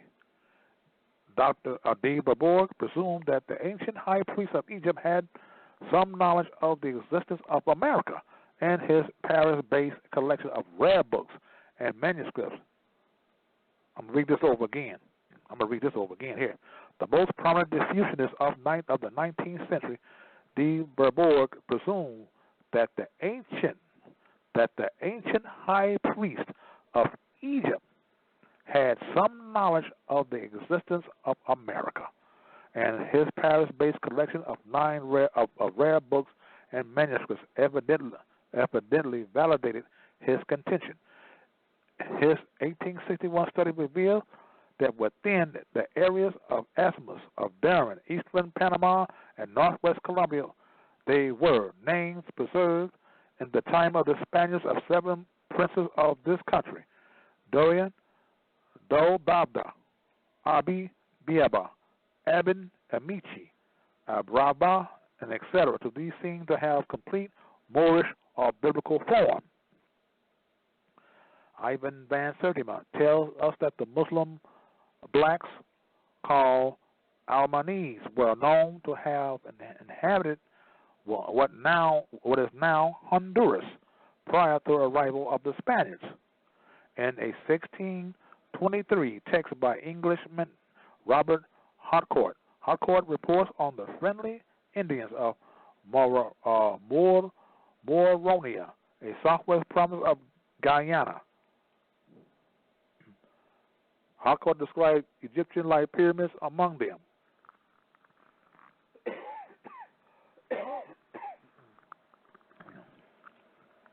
He reported that there stood a very high Kalipuni fashion like sugarloaf or a pyramids.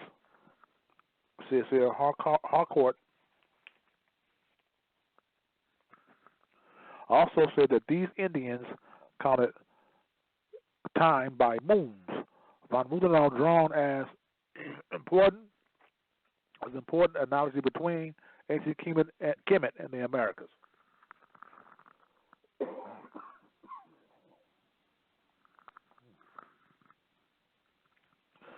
It is interesting to note that ancient migration myths of that Hopi Indians in North America contain a detailed description of the hollow stems of papyrus for the manufacture of seagoing rafts. Prius was of course historically associated with the Nile Valley of East Africa. I hope a whole lot of you heard that is listening tonight. While discussing a battle between Taharka and his Israelite allies in 600 before a common era against the Assyrians, Von Rudenau's words implied that he saw no phenotype or appreciable distinction between Nubians and Egyptians. Okay, let me say this again. While discussing a battle between Taharka and his Israelite allies in 600 before Common Era against the Assyrians, von Rudenau's words imply that he saw no phenotype or appreciable distinction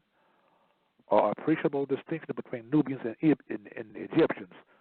What I mean by phenotype, looks, the way they looked the same. Okay?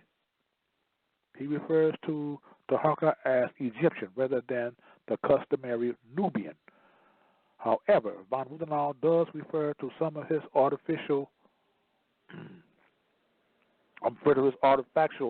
specimens with the spurious designate of white, but he admits that the Semite is a very recent label, originally introduced in the 18th century by 2 German scholars. So when you hear people talk about Semitic and Semite, those are labels. You're not talking about an identity of a real people. As I said again, they go by skin color, phenotype, the way a person's face is shaped and look, and hair texture. This is what they're going by today.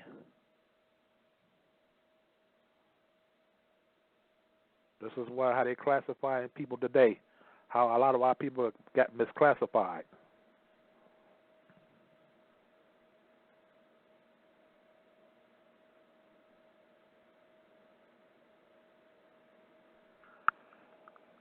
Okay?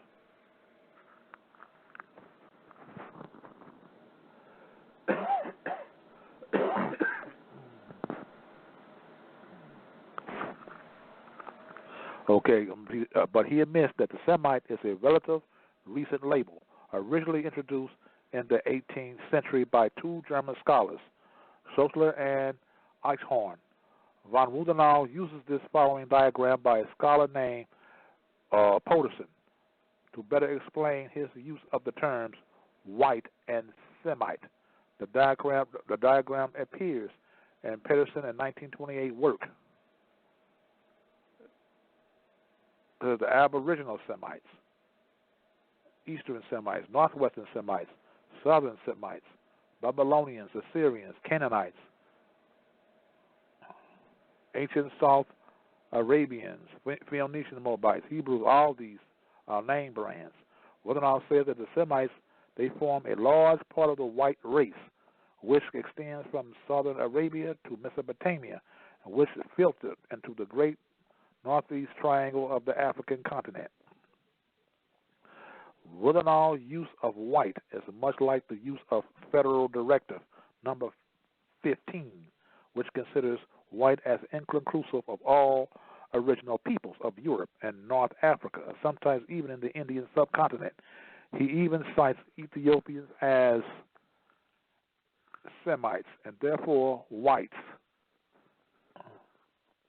But a lot of you that hear a lot of our shows, and you hear different other us like Moors give lectures and things of that nature, knows that we always tell you that these are name brands. They are not actual identities of a people. Okay? Keep that in mind. All right?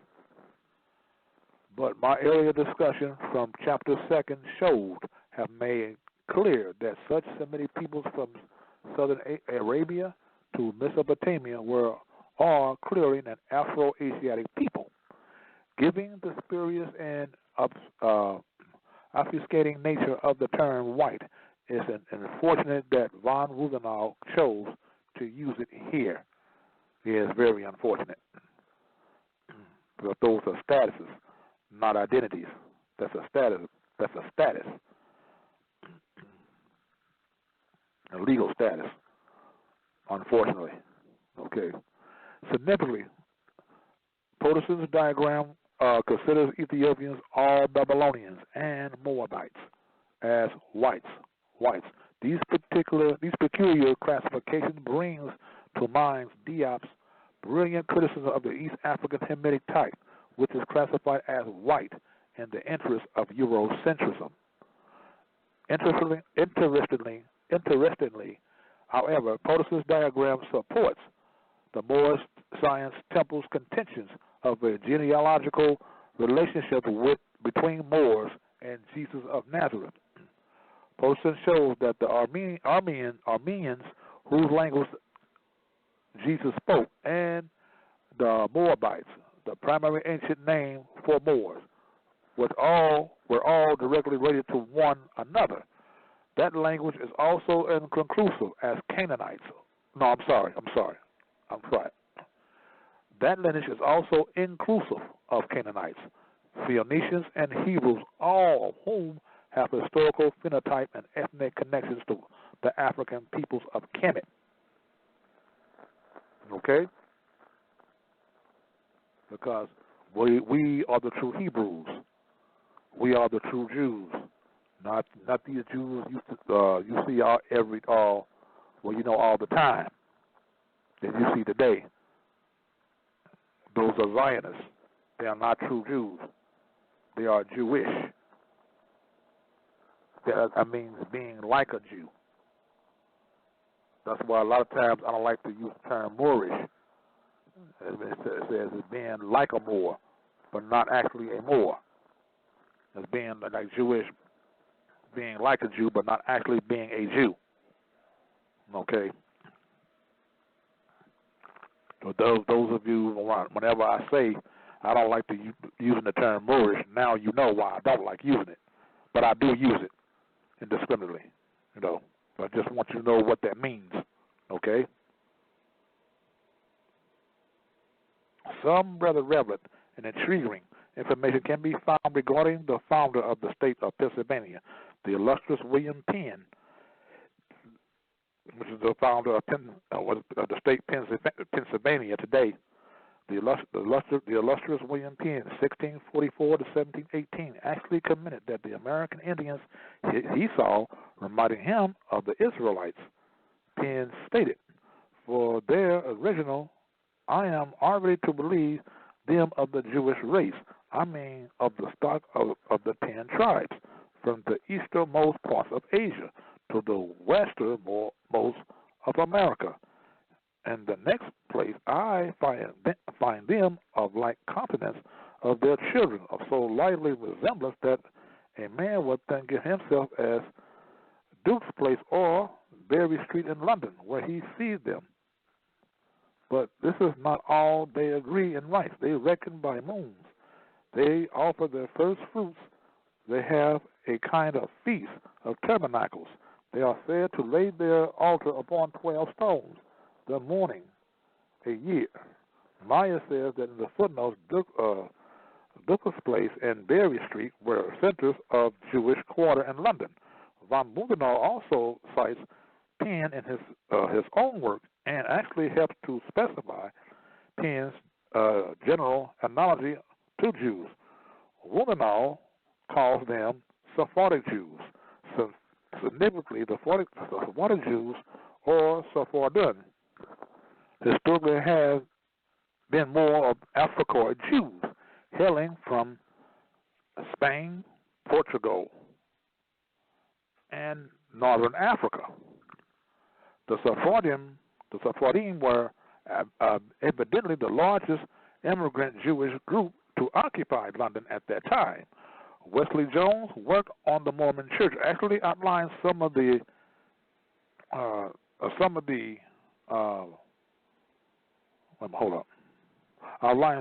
items which researchers over the centuries have often cited to support arguments for the Israelite, Hebrew, Judean origins of American Indians.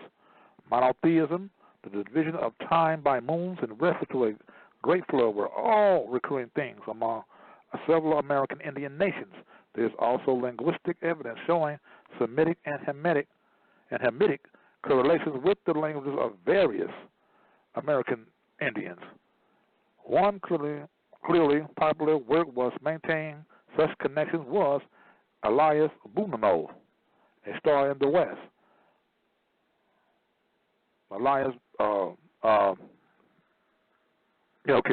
Published in New Jersey in 1816, Jones believed that Boudinot's work may have been the primary source for Joseph Smith's theology for the Mormon Church.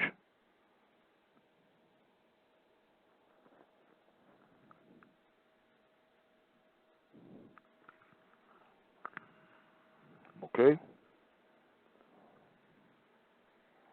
From Milton Hunter, an archaeological and Mormon uncovered archaeological and historical evidence which he thought proved a Hebrew-Jewish prison in ancient America. Not surprisingly, he places it within the context of Mormon doctrine. And he believes, he says, the ancestors of the American Indians, the Nephites and the Lamanites and Molochites, were Hebrews. The first colonists came from Jerusalem. Mormon theology also speaks of a man named Lehi, a resident of Jerusalem. He is a descendant of Manasseh, who was descendant of Abraham, the first to be called a Hebrew. Another is Malek or Malachites, who is of Judah. In chapter of the Book of Mormon, we find reference to Lehi and his sons Laman, elders Lemuel, Sam, and Nephi. In the same chapter, we find, I make a record in the language of my father, which consists of learning of the Jews in the language of the Egyptians. Evidently, even the Mormon Church, Latter-day Saints, has retained the old folkloric assertions of Semitic settlers occupying ancient America. In abstract, the centennial of the voyages to the New World of Bakari II, 312, and Christopher Columbus, 1492. We are informed that both Bakari and Malian monarch, and Christopher Columbus learned from the African navigators of the Senegambia and the Gulf of Guinea. According to the abstract, both men were informed of the transoceanic traffic trade.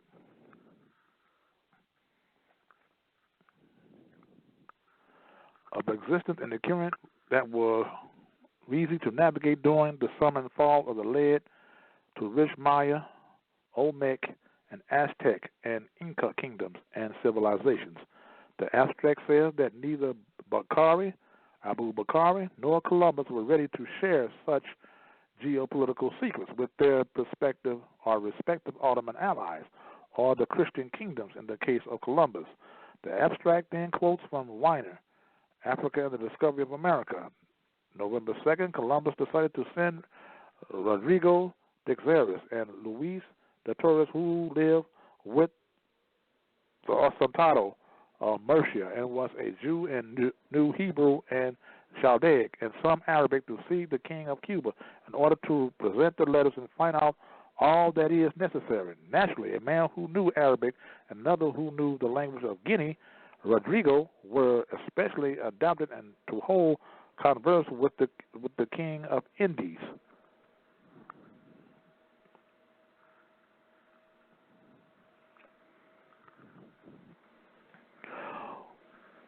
What is clearly implied that this is a native Cuban spoke of Semitic language, also related to one of the three languages, Arabic, Chaldean, or Hebrew. The other reference to the language of Guinea further implies that the Cuban Indian language was similar to African languages. Let us remember the 12th century work of Al-Idrisi, which previously mentioned how Arabic was used by earlier Moorish seafarers to speak with certain inhabitants of the Americas. While discussing tobacco, Weiner reveals that trade took place between pre-Columbian American Indians and Africans. Significantly, there are several periods of representations from the 16th, 17th, and 18th centuries which show Africoid features as a symbolic spokesman for tobacco. In Scotland, between 16th and 18th century tobacconists also placed a Moor upon the front of their shop in order to identify themselves as distributors of tobacco. Weiner wrote that Europeans were first introduced to the medicinal use of tobacco via Moorish Spain. According to Weiner, an American Indian, wampum belts have an African origins. He writes, it can be shown that the Canadian and New York wampum belts are related to the Brazilian wampum belt, which is also of African origin.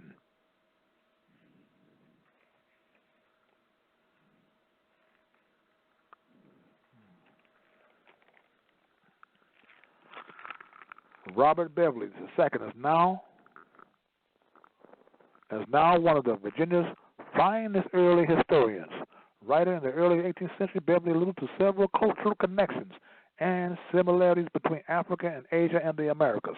A student of classical and contemporary writers, Beverly held a special interest in Indian society.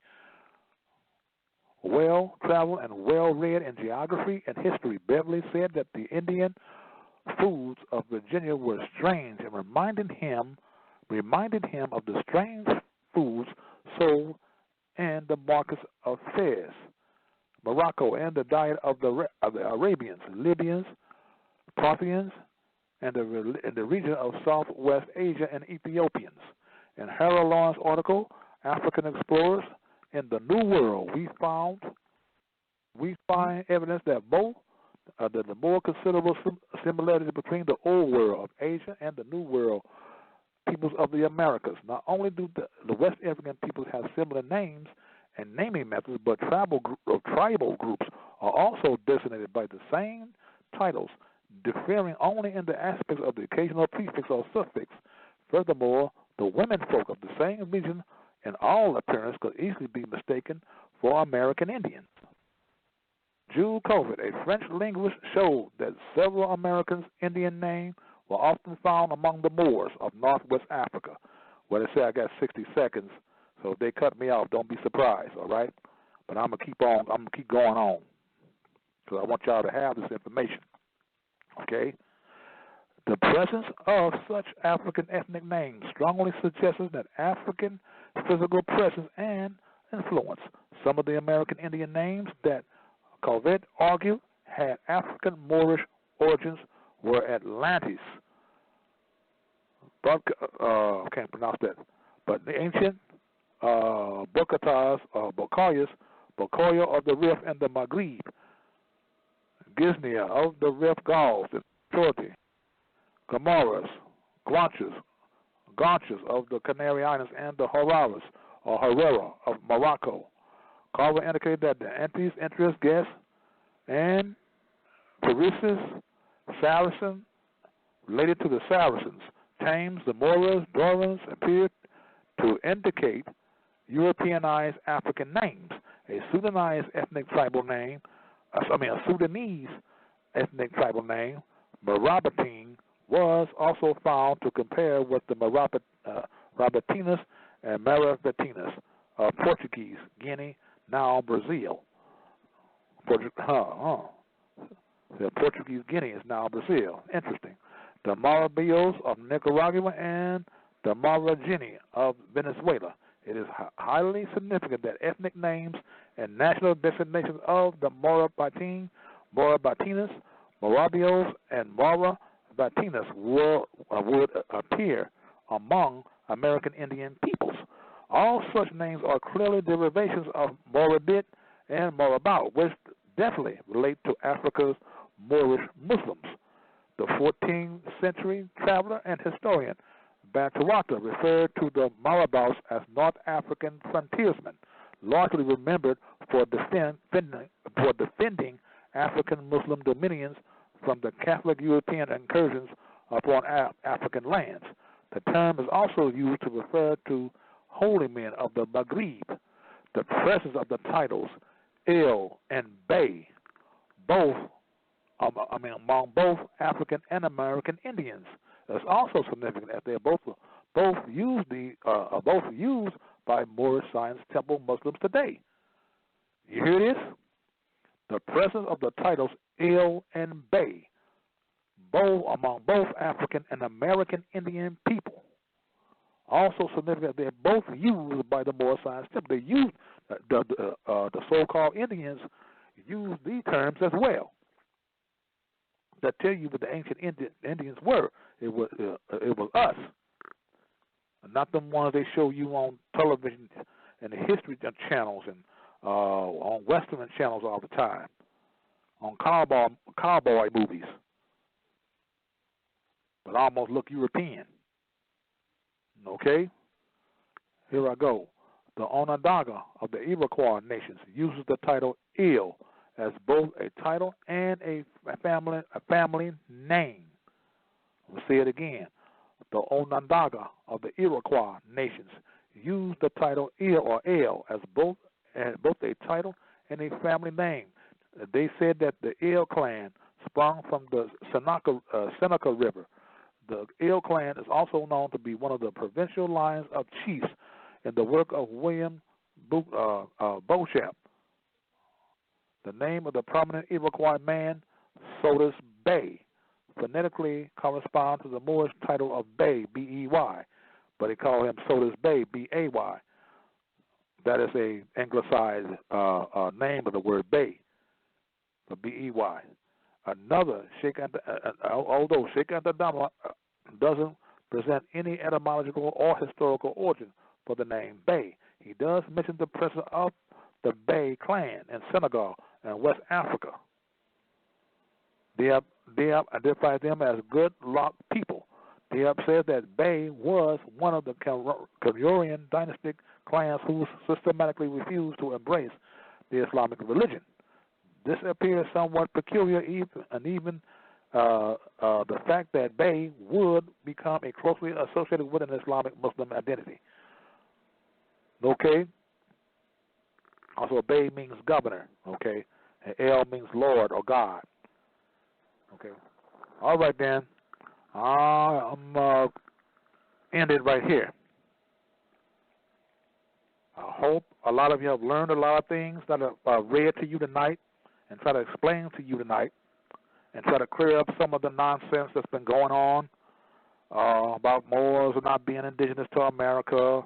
And another thing, a lot of those indigenous people, Aborigine people on the Africans, Americans ain't Africans, and they need to correct their names. They need to get a name correction. And if they haven't done any paperwork as to to get a lot of paperwork, affidavits, writs, to show that they are indigenous people, they need to do so on record.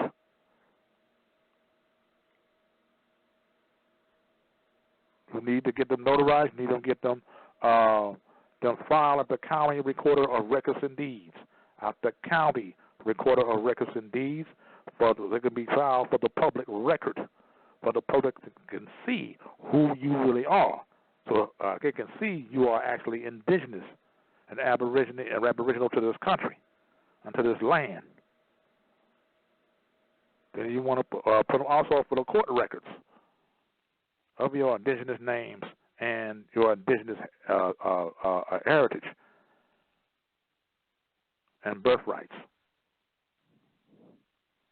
And you don't want to stop. You want to go to the Library of Congress to also get them filed there under the Zodiac Constitution, set up by El-Bey. For more information, you can call this number 910-364-9099, 910-364-9099, or you can call this number 314-644-4425, 314-644-4425. Call these two numbers if you want any more information concerning what I've taught to you and read to you tonight. All right, I'm getting ready to sound off here. I hope I have enlightened a lot of you. I hope I have helped a lot of you out and answering a lot of maybe some questions that you have, okay, about birthright, nationality, indigenous, what is indigenous, what is aboriginal, what is autochthonous. Autochthonous meaning those who spring forth from the soil of the earth. The aborigine or aboriginal is from the very beginning original people of any land. Indigenous is being natural or native to the land. And no, just because a certain person was born on a certain land does not make them native. Does that make them native to that land? No, it does not. You have a lot of people loosely going around saying that, but no, it does not. It goes to your genealogical bloodline. It goes to your genealogical bloodline to your ancient foremothers and forefathers. Because who your ancient foremothers and forefathers were yesterday, you are today. You cannot be anything else what your ancient foremothers and forefathers was not. And that's a fact, Jack. Now, this is the end of this lecture for tonight. I hope that you have been well informed. Until next time, same station. As I say in the Algonquin language of the Washita Choctaw language, Bawasama Dakunda, which means peace family. Aharte Washita Ish, may my spirit and your spirit spring forth with the jaguar. Peace. I'm out.